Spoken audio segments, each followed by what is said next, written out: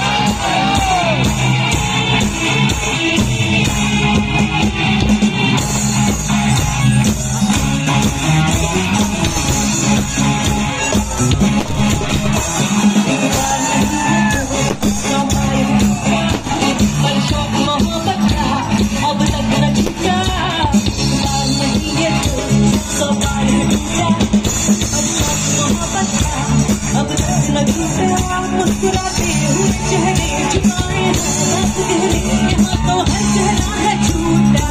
अल्लाह दुहाई है, अल्लाह दुहाई है, अल्लाह दुहाई है, फिर